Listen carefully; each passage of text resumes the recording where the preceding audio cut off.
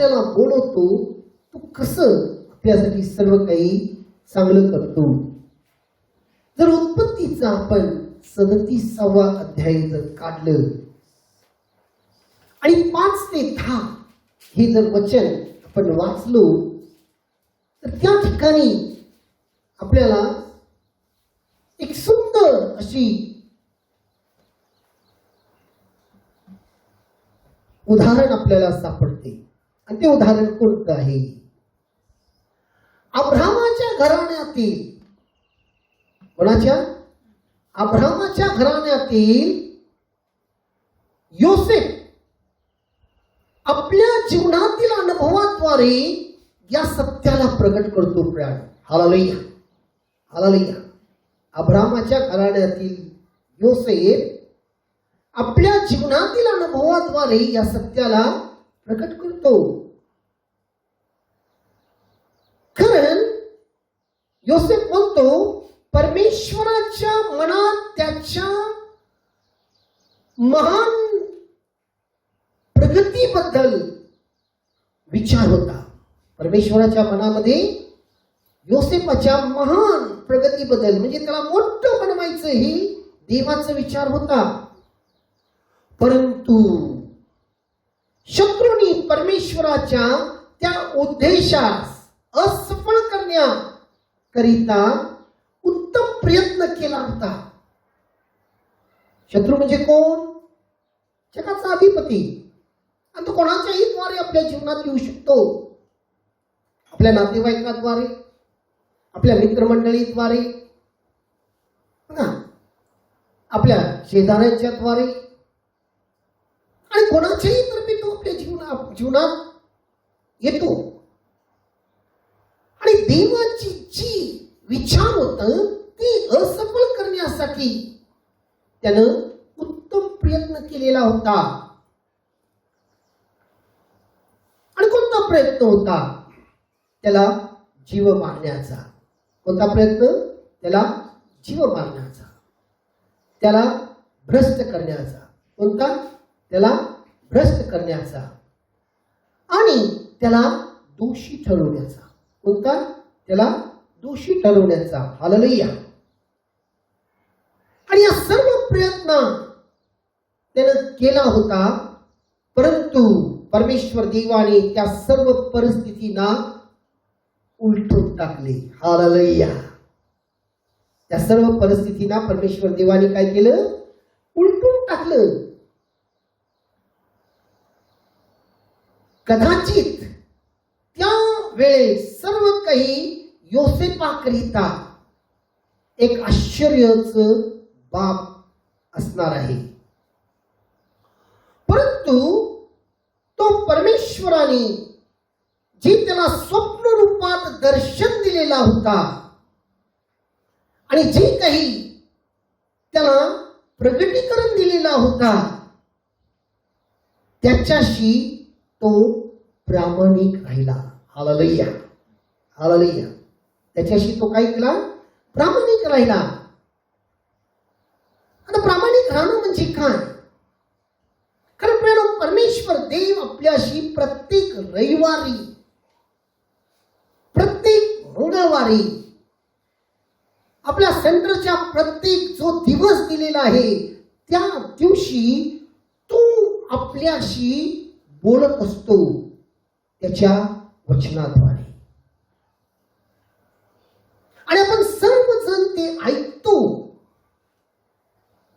आणि त्यावेळेला मग आपल्याला खूप आनंद वाटते की देव माझ्याशी बोलला, आज माझ्याबद्दल बोलला. परंतु नंतर आपण विसरून जातो प्रियानो, हा आपला मनुष्याचा सर्वात मोठा अधूपणा आहे म्हणा. हा आपला खूप मोठा वीकनेस आहे. आपण विसरून जातो देवाने आपल्याला जे जे वचन दिलेलं आहे ती सर्व विसरून जातो. परंतु या ठिकाणी आपण बघतोय की योसेफानं देवाने त्याला जे काही स्वप्न रूपात जे काही दर्शन दिलेला होता, जे काही प्रगट केलेला होता, त्याच्याशी तो प्रामाणिक राहिलेला आहे. म्हणजेच काय की तो आपल्या देव स्वभावापासून कधीही वळलेला नाही. बघा, वळलेला नाही. त्याच्यामध्ये जे काही तो प्रामाणिकपणा होता, बघा, त्याच्यामध्ये जे चांगुलपणा होता, त्याच्यामध्ये जे देवाचं भय होतं, त्याला तो धरून राहिलेला आहे. बायबल म्हणते हालेलुया, हालेलुया. आणि यातून तो अजिबात हललेला नाही. आणि तो न हलल्यामुळं, बघा, तो न हलल्यामुळं त्याच्या समोर अनेक वेळेला अशी परिस्थिती या जगाचा अधिपती निर्माण केला की ज्याच्याद्वारे त्याच्यामध्ये अक्षमाशीलता यावी, म्हणजेच त्याला क्रोध यावं. बघा, त्याच्या जीवनामध्ये अनेक वेळेला अशी परिस्थिती त्यानं आणला की तो लोकांचा त्याच्या मनामध्ये तिरस्कार यावं. आपण जी सत्याने वागतो त्यामध्ये त्याचं बदल व्हावं. परंतु या सगळ्यांना तो काय केलेला आहे? या सगळ्यांचा त्यानं धिक्कार केलेला आहे. इंग्लिशमध्ये म्हणतात या सर्व गोष्टींना तो इग्नोर केलेला आहे. Hallelujah, hallelujah. आणि यामुळे प्रियानो तो या सर्व गोष्टींचा धिक्कार केला. म्हणून बघा, म्हणून परमेश्वर देवाने त्याला आपल्या संकल्पाच्या त्या योग्य जागेपर्यंत नेऊ शकला. हालेलुया. परमेश्वर देवाने त्याला आपल्या संकल्पाच्या त्या योग्य जागेपर्यंत नेऊ शकलेला आहे. Hallelujah, hallelujah.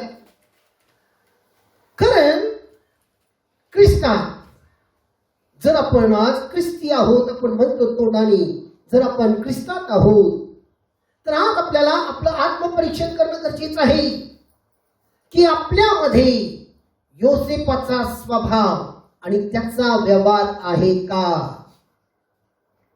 काय म्हणतो लक्षात घ्या. समजते?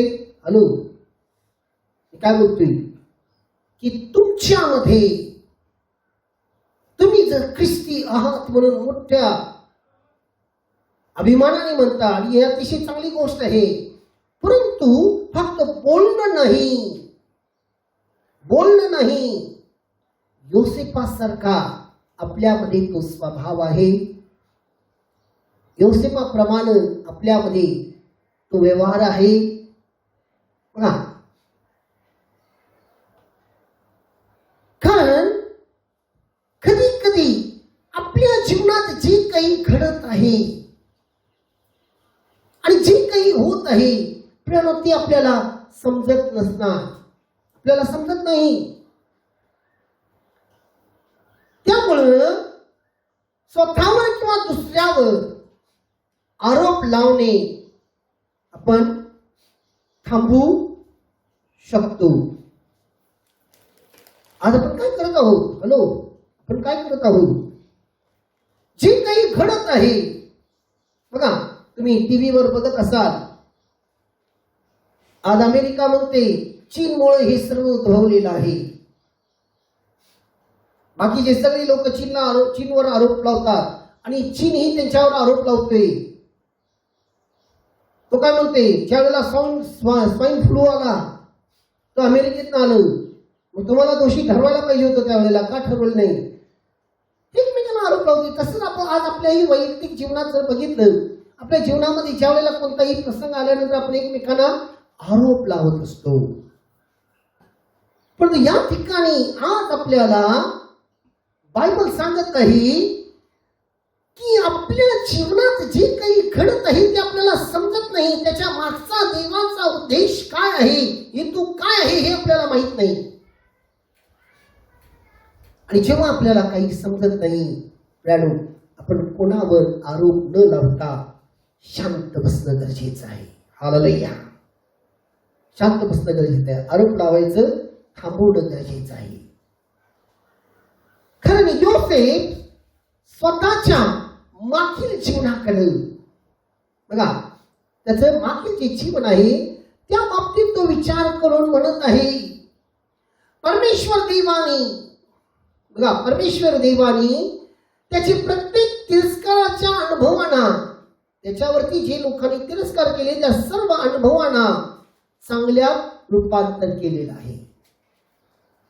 बघा, हॅलो, काय समजत? परमेश्वर देवाने त्याच्या जीवनामध्ये जी काही वाईट घटना घडत गेली, ज्या लोकांनी त्याच्याशी वाईट केलं, जे काही वाईट प्रसंग त्याच्या जीवनात आलं, त्या सर्व त्या परिस्थितीला काय केलेलं आहे? चांगल्यामध्ये रूपांतर केलेलं आहे. Hallelujah, hallelujah.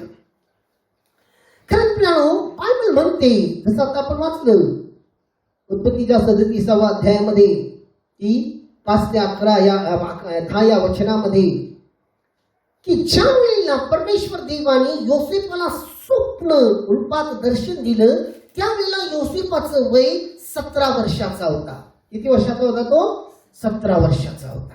हालेलुया. म्हणजे या तरुण योसेफाला जेव्हा स्वप्न पडलं, जेव्हा बघा आपल्याला एखादं चांगलं स्वप्न पडल्यानंतर आपण किती आनंदात असतो, आणि तसंच ज्यावेळेला योसेफाला हा स्वप्न पडला, आणि तो स्वप्न काय होता? त्याचे 11 भावंड, त्याची जी काही 11 भावंड होती त्या सर्वांच्या बरोबर तो शेतात गेलेला आहे. पहिला स्वप्न, आणि त्या शेतामध्ये त्यांनी सगळेजण पेंडी बांधतात आणि मांडून रचत असतात, त्याची मात्र पेंडी उतरून उभा राहते वरती, आणि बाकीचे जे 11 पेंड्या आहेत त्याला नमन करत आहे. आणि हे स्वप्न तो अतिशय आनंदाने उत्साहाने आपल्या भावंडांना सांगतो. भावंडांच्या मनामध्ये त्याच्या तो म्हणतो, तू काय आमच्यावर राज्य करणार आहेस? आणि योसेफ लहान आहे सगळं. आणि नंतर पुन्हा त्याला एक स्वप्न पडते, सूर्य, चंद्र आणि 11 तारे त्याला नमन करत आहे. आणि त्यावेळेला त्याचा बापही होता. आणि प्रियानो, त्याचा बाप म्हणते, भलं मी तुला असलं स्वप्न पडतं, परंतु त्याचा बाप त्याच्या मनात ठेवलेला होता त्याचं स्वप्न. परंतु परिस्थितीने त्याच्या बापालाही ते स्वप्न विसरायला लावलं. Hallelujah, hallelujah. कारण ज्या वेळेला योसेफाला ही 2 स्वप्न पडलं, ज्या वेळेला योसेफा आनंदात होता, बापाच्या प्रेमात होता, बापाच्या मायेत होता प्रियानो, परंतु ही स्वप्न जेव्हा त्याला पडलं, या स्वप्नाने त्याला खड्ड्यात नेऊन टाकलं आणि त्याला गाडलं. हा स्वप्न आहे. या स्वप्नामुळे त्याला खड्डा मिळाला, आणि ज्या वेळेला त्याला खड्ड्यात टाकलं त्यावेळेला त्याच्या मनात हा विचार आला असेल की देवाने मला जे काही स्वप्न दाखवलं, देवाने जे काही मला दर्शन दिलं, हे सर्व या खड्ड्यातच मला आता पुरलं जाईल, पुरलं जाईल. त्यावेळेला त्याचा हा सर्व विचार संपलेला असणार आहे. आणि एवढंच नाही प्रियानो, त्यातून तो बाहेर निघाला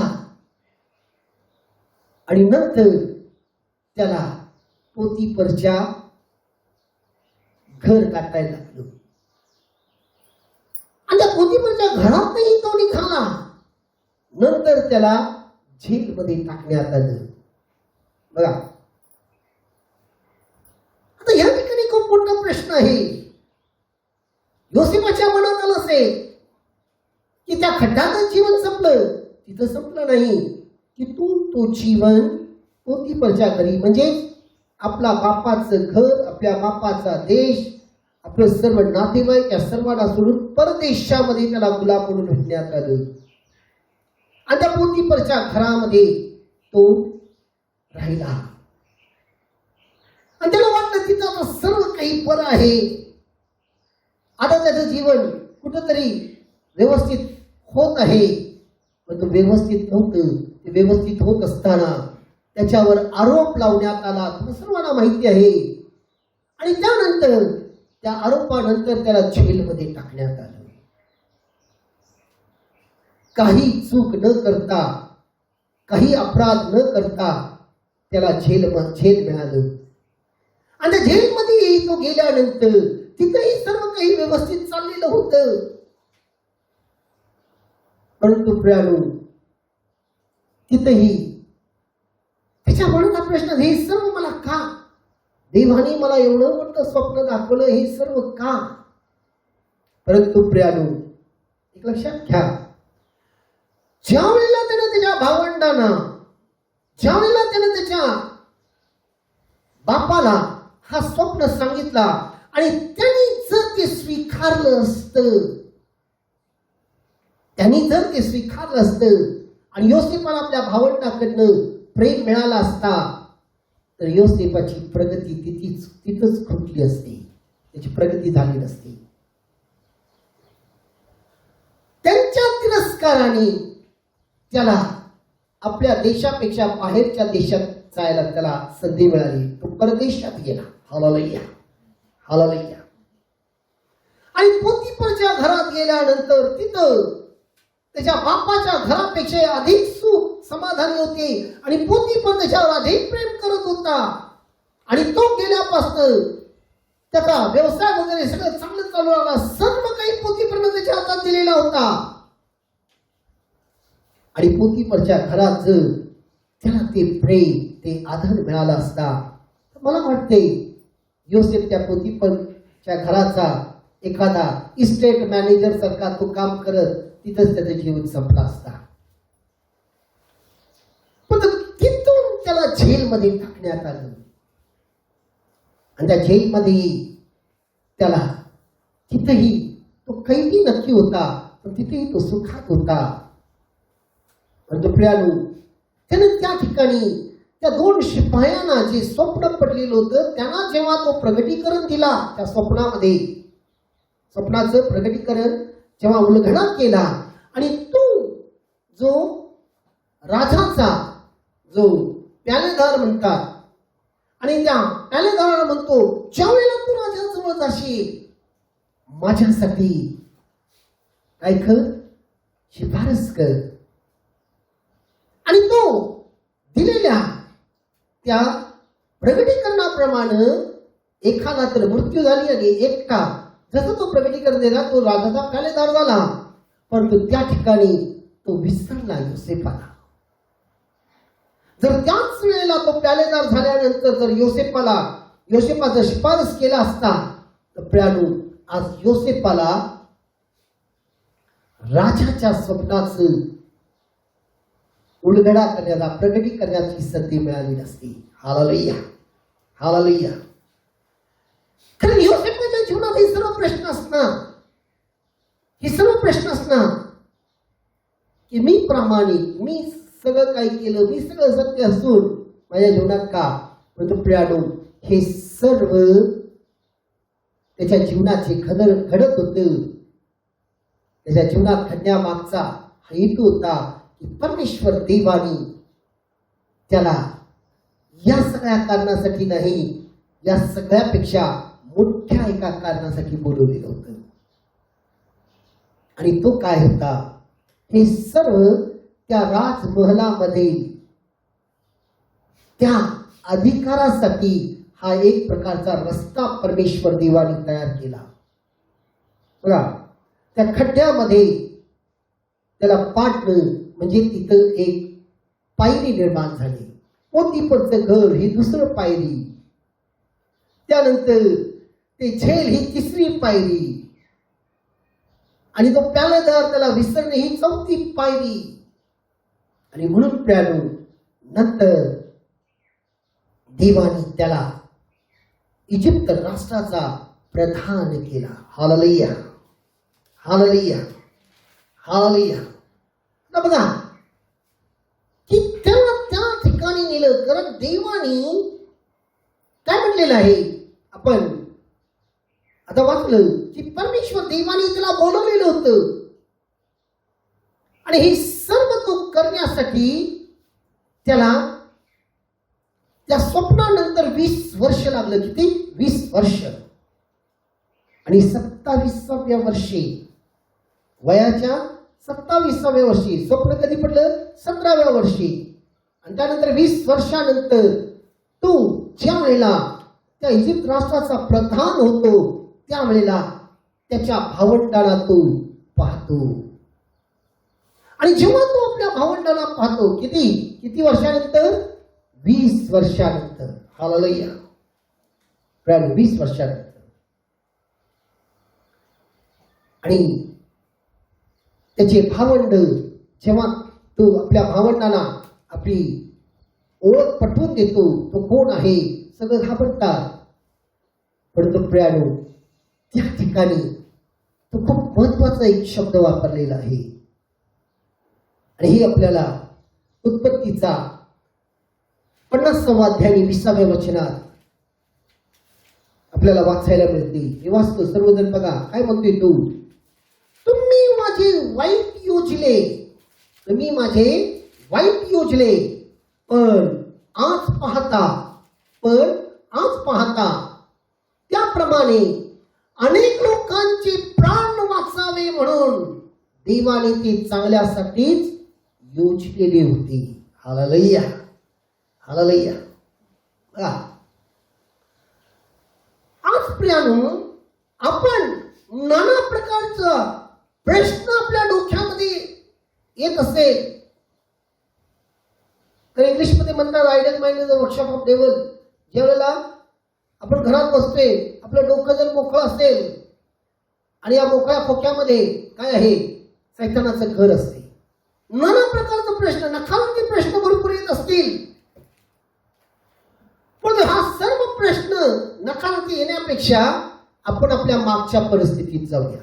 जसे योसेफाने केला.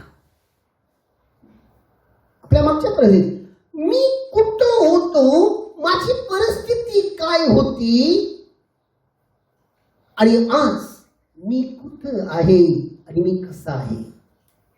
मी मान्य करतो या जगाची परिस्थिती, आपल्या भारताची परिस्थिती, महाराष्ट्राची परिस्थिती रोज आपण बघतोय. आता तरी लॉकडाऊन उघडेल, नंतर तरी उघडेल, पण तो उघडं नाही, दिवसेंदिवस वाढत आहे. यामुळे आपल्याला हे सर्व न बघता प्रियानो, जगाकडे बघू नका,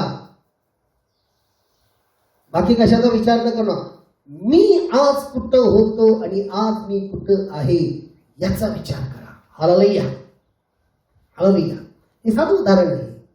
जेव्हा तुम्ही हा विचार करा, कारण आज तुम्ही ज्या परिस्थितीत जिथं तुम्ही आलेला आहात, पण सहज आलेला नाही. तुम्ही तुमच्या जीवनामध्ये अनेक संघर्ष करत आलेला आहात. तुम्ही तुमच्या जीवनामध्ये अनेक खड्ड्यात असं पडत आलेला आहात.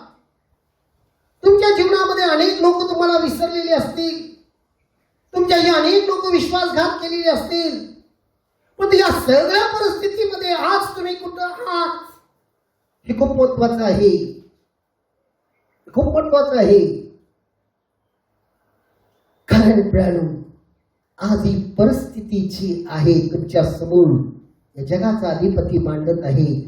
तुमचा जो देवपणाचा स्वभाव आहे तुमच्यातून काढून घेण्यासाठी बघत आहे. तुम्ही देवाला दोषी ठरवावं, तुमचा विश्वास देवावर ढळावं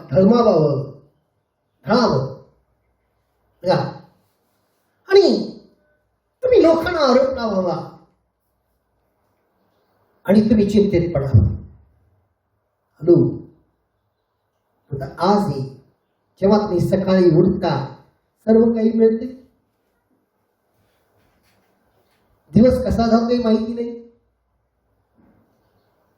सर्व काही मिळत आहे.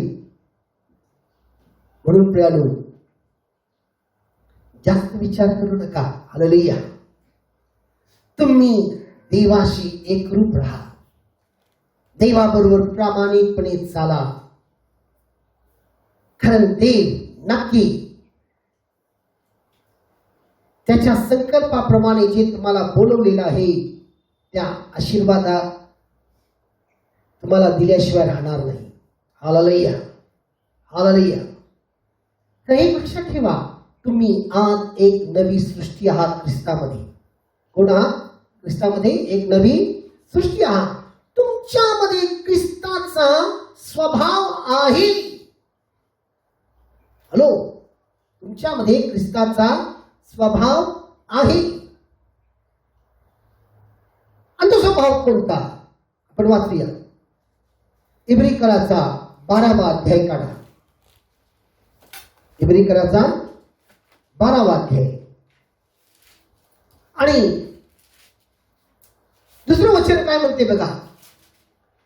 आपण आपल्या विश्वासाचा उत्पादक, आपण आपल्या विश्वासाचा उत्पादक व पूर्ण करणारा येशू, काय म्हणतोय? पूर्ण करणारा येशू याच्याकडे पाहत असावे, याच्याकडे पाहत असावे. जो आनंद त्याच्या पुढे होता त्याकरिता त्याने लज्जा तुच्छ मानून वधस्तंभावर सहन केला. जो आनंद त्याच्या पुढे होता त्याकरिता त्याने लज्जा तुच्छ मानून वधस्तंभावर सहन केला आणि तो देवाच्या राजा सणाच्या उजवीकडे बसला आहे. जो आनंद, कोणता आनंद? देवाच्या राजासनाच्या उजवीकडे. आणि आज तुम्ही जेव्हा येशूकडे पाहता, येशू वर विश्वास ठेवता, त्याच्याकडे पाहत राहाल, प्रियानो, तुम्ही देखील येशूच्या उजवीकडे बसणार आहात. Hallelujah, hallelujah. हा आनंद बघा. बाकी जेव्हा तुम्ही येशूकडे बघता, प्रियानो, तो तुमच्यासाठी सर्व परिस्थिती अनुकूल आणि व्यवस्थित करेल. Hallelujah, hallelujah, hallelujah, hallelujah. म्हणून प्रियानो, मनातलं सर्व वितुष्टता काढून टाका, चिंता काढून टाका आणि तुमच्या जीवनात जे घडत आहे, असं का मी एवढं बरोबर आहे, मी असं व्यवस्थित वागत असताना, मी असं असताना, हे सगळं स्वतःला बरोबर म्हणू नका, आरोप म्हणू नका. ही जी काही परीक्षा आहे, या परीक्षेतून आनंदाने पुढे जाण्याचा प्रयत्न करा. कारण आपल्याला माहित नाही हे सर्व आपल्या जीवनात का घडत आहे. पण आपल्याला एवढंच माहिती आहे की जे काही घडत आहे आपल्या भावी आयुष्यासाठी चांगलं आहे. कारण आपला तारणारा आपल्याला कधीही वाईट करणार नाही. कारण तो आपल्याला वचन दिलेला आहे आणि तो आपल्यासाठी सर्व काही चांगलं आणि उत्तम करणार आहे. Hallelujah, hallelujah. म्हणून गेल्या वेळेला त्याचा जो अधिकार आहे, कोणता अधिकार? या पृथ्वीवर आणि त्या स्वर्गात सर्व अधिकार येशू म्हटलेला आहे मला देण्यात आले. सर्व काही त्याच्या हातात आहे, या पृथ्वीवरील आणि स्वर्गातील. यावर आपण गेल्या वेळेला पठण केलो, लक्षात ठेवा. आणि मला नक्की माहिती आहे ज्यावेळेला तुम्ही तो वचन ऐकला तुम्हाला खूप बरं वाटलं असेल, नंतर सगळं विसरून गेलेलं असाल. प्रियानो, हालेलुया. आज परमेश्वर पुन्हा तुम्हाला जागृत करत आहे. कारण त्याला माहिती आहे तुमची मन काय आहे, तुमचे विचार काय आहे, तुमची स्मरणशक्ती किती आहे, तुमचा विश्वास किती आहे. म्हणून तो तुम्हाला स्मरण करत आहे की फक्त त्याच्याकडे बघा. यावेळेला आपण सर्वजण प्रार्थना करूया. पण सर्वजण आपले डोळे झाकूया आणि प्रभू परमेश्वराजवळ आपण प्रार्थना करूया. हे परमेश्वरा, मी तुला धन्यवाद देतो. सर्व काही मिळून माझ्याकरिता चांगलेच उत्पन्न करणार हा माझा पूर्ण विश्वास आहे. कारण तू मला आपल्या संकल्पाप्रमाणे बोलवलेला आहे. मी सर्वदा सर्व गोष्टीबाबत तुला धन्यवाद देईन. मला माहित आहे हे सर्व तू तुझ्या इच्छेनुसार होत आहे आणि हे आमच्या चांगल्यासाठी आहे. आज मी माझी सर्व चिंता, प्रश्न, दुःख, भय, अविश्वासूपणा तुझ्या चरणी अर्पण करतो. याला यज्ञ स्वरूपात तू स्वीकार. आणि आज माझ्या देवा तुझ्या वरील अभिषेकाने तू अभिषिक्त कर मला आणि माझ्या कुटुंबियांना. आणि जी काही आमच्या शरीरामध्ये असलेली प्रत्येक व्याधी, प्रत्येक अशक्तपणा प्रभू आज तू ते काढून टाक. आज माझ्या देवा तो मला कधी न सोडणारा न टाकणारा आमचा परमेश्वर आहे. म्हणून आम्ही तुझी स्तुती आणि स्तुती करून तुला धन्यवाद आणि धन्यवाद देतो. आधी सर्व प्रार्थना तारणारा येशू ज्या पवित्र गोड नावाने मागतो म्हणे आमेन. यावेळेला आपण सर्वजण एका आवाजात प्रभूची प्रार्थना करूया. हे आमच्या स्वर्गातील बाप्पा, तुझे नाव पवित्र मानले जाओ, तुझे राज्य येवो, जसे स्वर्गात तसे या पृथ्वीवर आहे. तुझ्या इच्छेप्रमाणे हो. आमची रोजची भाकर आज आम्हास दे, आणि जसे आम्ही आमच्या ऋणास ऋण सोडले आहे तसे तू आमचे ऋण आम्हास सोड. आम्हाला परीक्षेत आणू नकोस, तर वाईटापासून तू सोडली. आणि राज्य, सामर्थ्य आणि गौरव हे सर्व काळ तुझीच आहे. आमेन. यावेळेला प्रभूचा आशीर्वाद घेण्यासाठी प्रयाण सर्वजण त्या माना वागवा. बुद्धी सामर्थ्याच्या पलीकडे असलेली परमेश्वराची कृपा, प्रभूची शांती, पवित्र आत्म्याचा सुंदर असं सहभागिता आज तुम्हा प्रत्येकाबरोबर आणि तुमच्या कुटुंबियाबरोबर सदा आणि सर्व काळ असो. आमेन, आमेन, आमेन.